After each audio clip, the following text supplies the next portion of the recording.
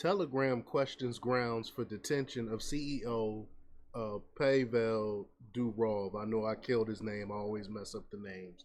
But this is big, huge news what they did over there in France. They're basically showing they hate that people have freedom. They hate that people can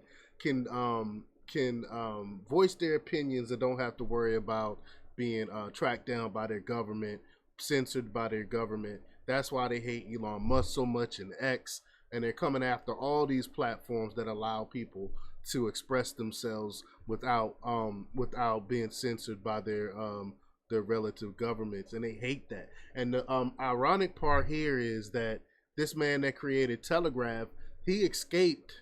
He left Russia because he was afraid of being arrested from a similar platform that he had in Russia. He was afraid of being arrested by Putin, and so he left Russia. And now look, the West end up arresting this man for what he did for Telegram and having people be able to express whatever they would like to express. And that's the thing. That's the thing. Evil hates having light shown on them, and the way that those lights don't get shown on them is they try to dim those lights. They try to censor those lights. So we're gonna play the video here from Bloomberg Television and see what they have to say about this. But before we get started, go ahead and hit that like button, share this out so we can get this information out there. Subscribe if you're not already a subscriber, and hit that alarm bell so you know when I'm putting out new stuff. Also, check out my link tree in the description. It has a link to my Patreon. That's where I talk about things that I can't talk about here. Also, follow me on X and Instagram, my other platforms. I put different stuff on different platforms. All right, so let's check out this news here. Let me go ahead and jump right into this clip. Here we go.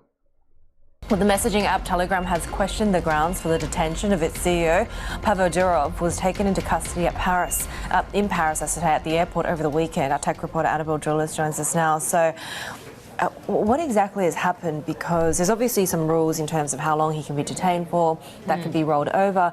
Have we heard about what the underlying sort of allegations might be? Yeah, well, you actually have seen that detention already rolled over, which means that he could be facing court on Monday. But just backtracking a little bit and talking about what happened over the weekend. So Pavel Durov, he's someone who established Telegram back in 2013 with his brother. He's Russian by birth, but we don't actually know if he's given up that citizenship. It does play into the story a little bit later on. But essentially, he was detained. I've read that he has dual citizenship. Sorry, struggle talking today, y'all. At Le Bourget over the weekend, which is an airport on the outskirts of Paris. All of this was first reported by the AFP, but they're saying that there was suspicion that he failed to take steps to prevent criminal use of Telegram. Now, Telegram as a messaging app, many people would be familiar with it, but it has been often linked to extremist activity online. It's seen as being quite light touch on content moderation as well, and that's a way that this really misinformation, for instance, can kind of spread. God forbid someone get misinformed. So what? We have a right to be misinformed. It's okay if the government propagandize you. It's okay if the government misinforms you.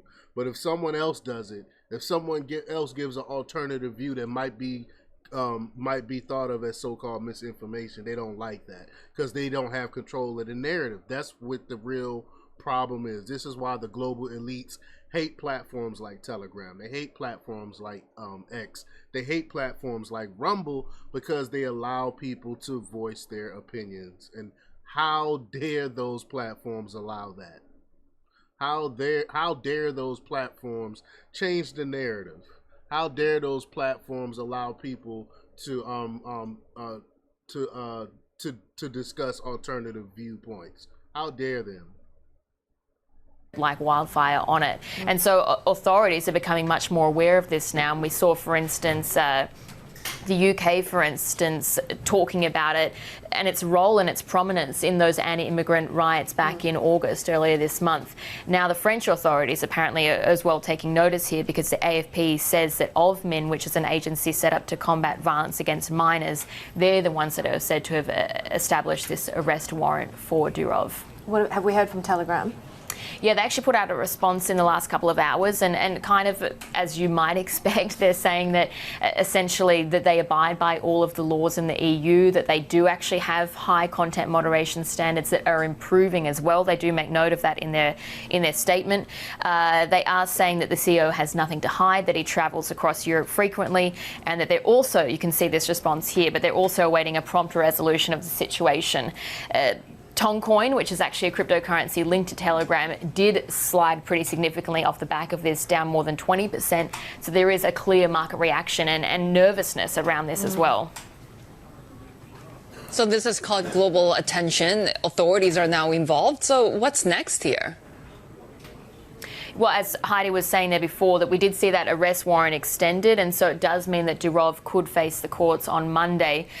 We are as well hearing from the Russian embassy in Paris, and that's what I was saying before. Durov is Russian by birth, rather. He does have citizenship in France and the UAE now. It's unclear whether he's renounced his Russian citizenship, but we are still hearing from Russian officials, and they're saying that they do want an explanation for the reasons, and also demanded that they ensure the protection of his rights and provide consular access. So certainly very much a moving story, but it does seem that we'll hear a lot more perhaps later Monday if Durov does appear before the courts. But according to the West, Putin is the evil guy. Putin is the one that is locking people up and stuff like that.